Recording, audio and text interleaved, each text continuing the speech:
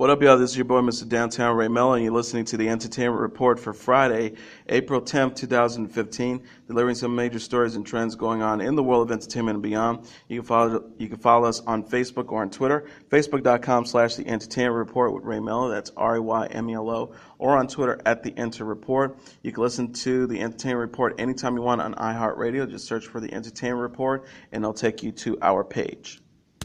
Former First Lady and Secretary of State Hillary Clinton will make her long-awaited second presidential run announcement Sunday with a video message on social media, according to CNN.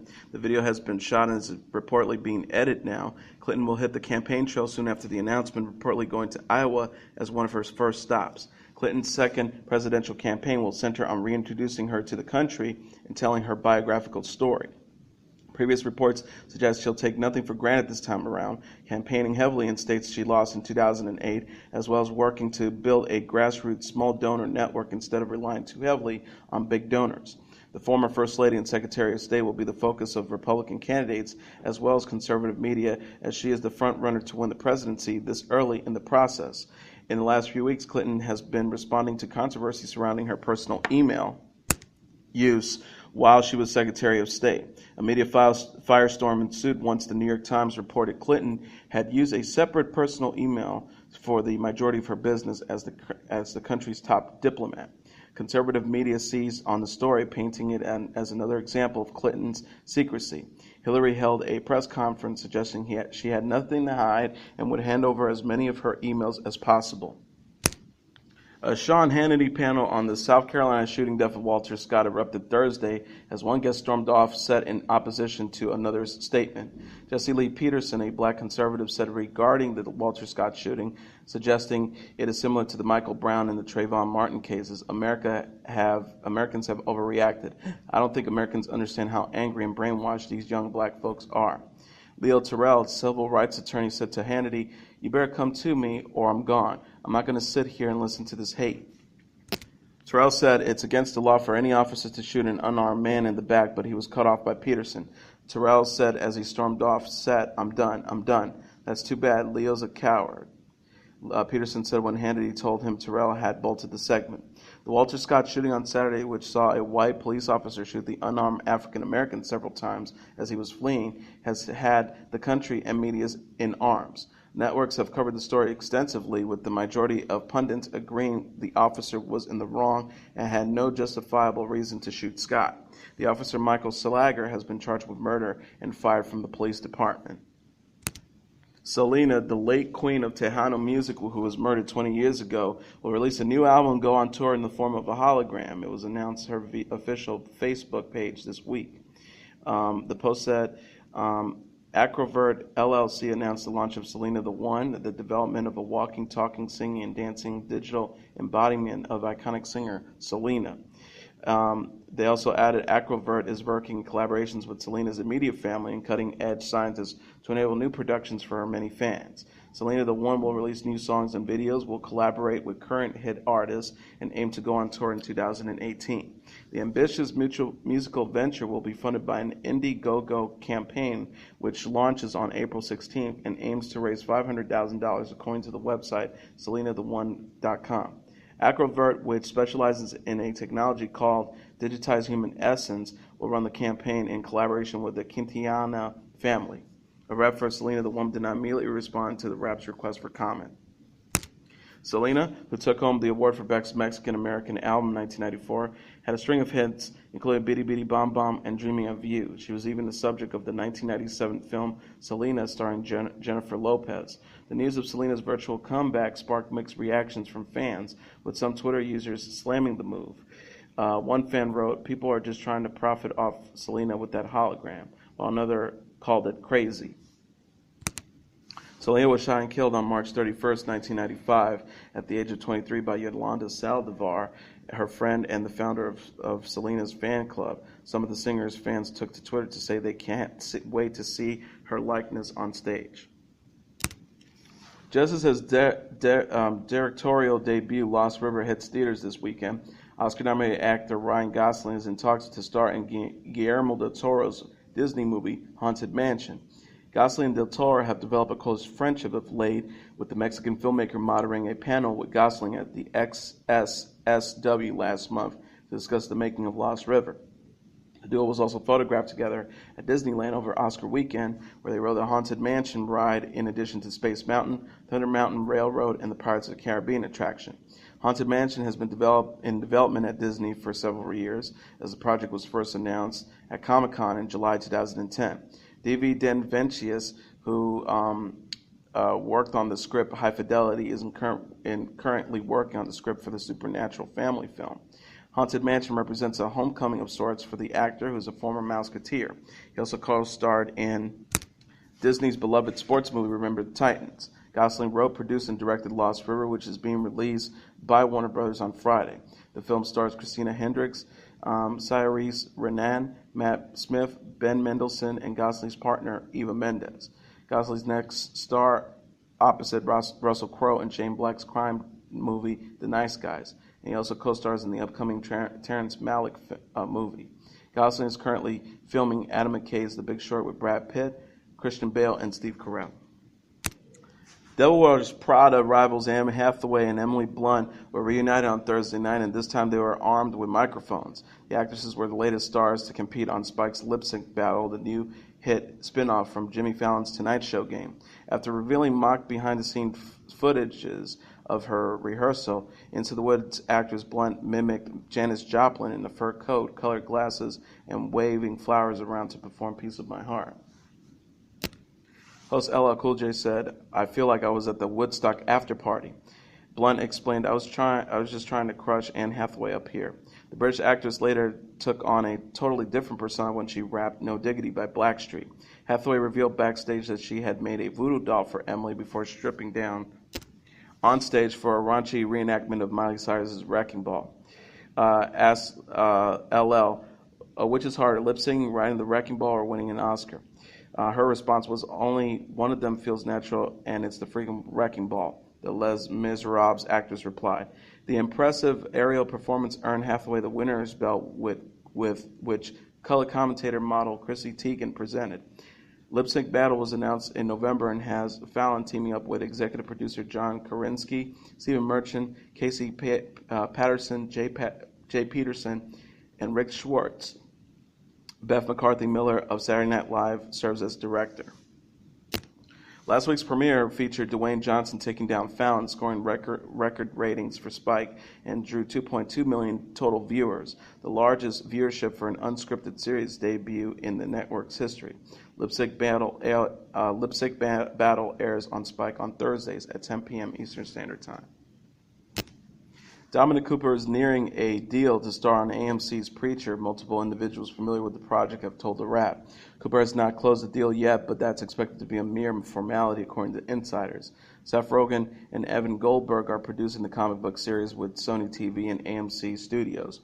Based on the popular 90s comic by Garth Ennis and Steve Dillon, Preacher follows Jesse Custer, a conflicted preacher in a small Texas town who is able to influence people after he merges with the heavenly creature.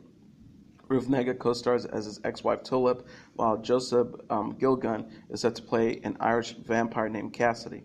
The three of them embark on a journey to find God. The cast also includes Ian Coletti as Ars Fates and Lucy Griffiths as a no-nonsense single mother, Emily. Cooper recently starred in Dracula Untold with Luke Evans and Need for Speed with Aaron Paul. He also plays Howard Stark on Agent Carter and will soon be seen in Legendary's Warcraft movie. Isabella Rossellini is set to preside over the Cannes Uncertain Regard jury.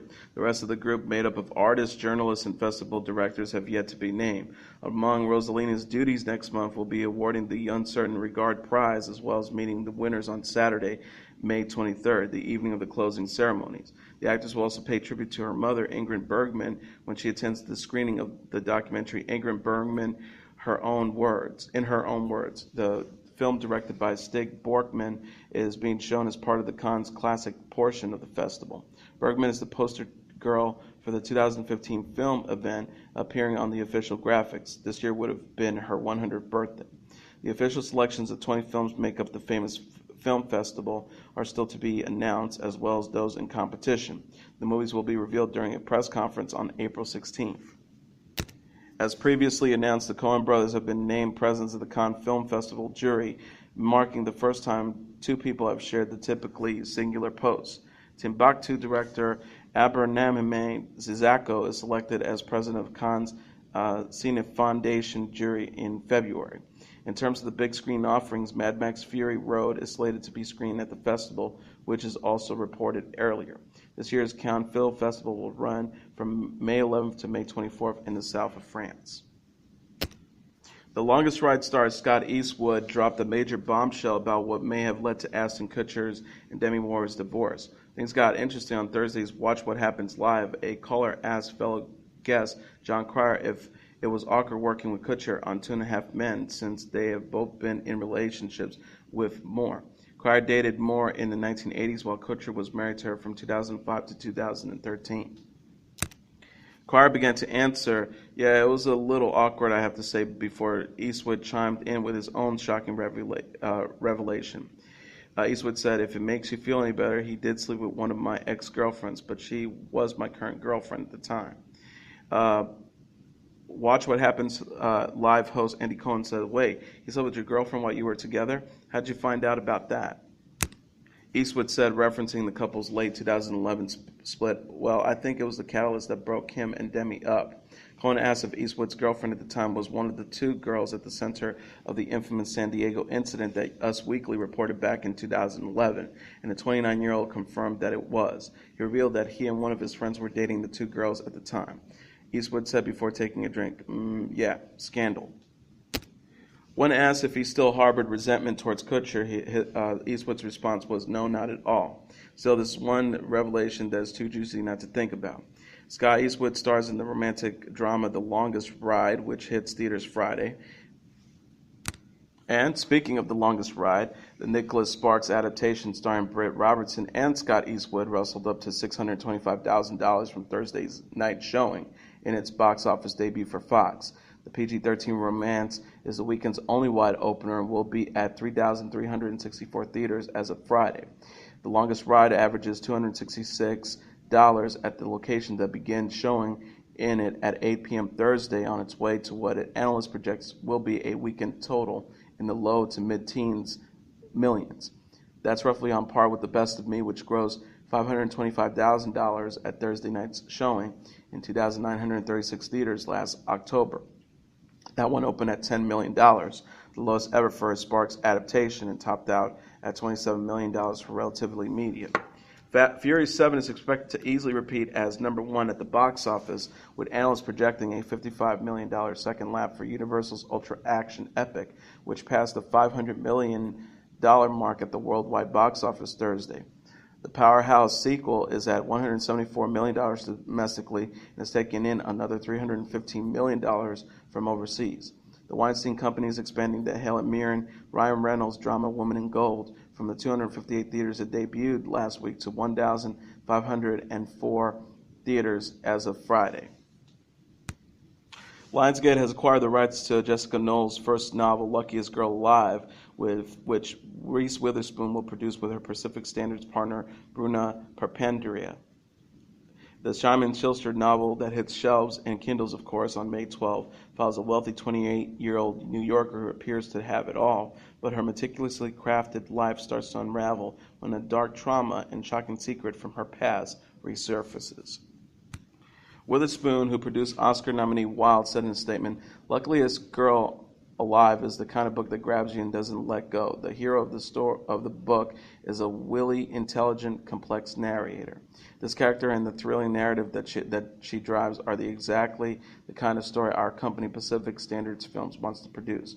We are thrilled to be collaborating with Jessica and Lionsgate to bring her debut novel to the screen." Eric Feig, co-president of Lionsgate Motion Picture Group, said in a statement, "This is one of those rare books that comes along every so often that you simply cannot put down. We're thrilled to be working with Reese and Bruna on this project." And finally, Madonna is no stranger to throwback performances, but her Tonight Show appearance on Thursday went all back to her school days. The Rebel Heart singer joined Jimmy Fallon and The Roots to put a retro twist on her 1983 hit Holiday with classroom instruments. Madonna wore her signature 80s outfit of leather bracelets, fishnet tights, and lots of gold, while Fallon went Indian island style in a Hawaiian shirt and day glow sunglasses. A keyboard, rainbow-colored glockenspiel, a whistle expertly blown by Madonna, drums, and a plastic banana all give the classic song a great new sound as the group got their groove on. Here's an audio of that performance.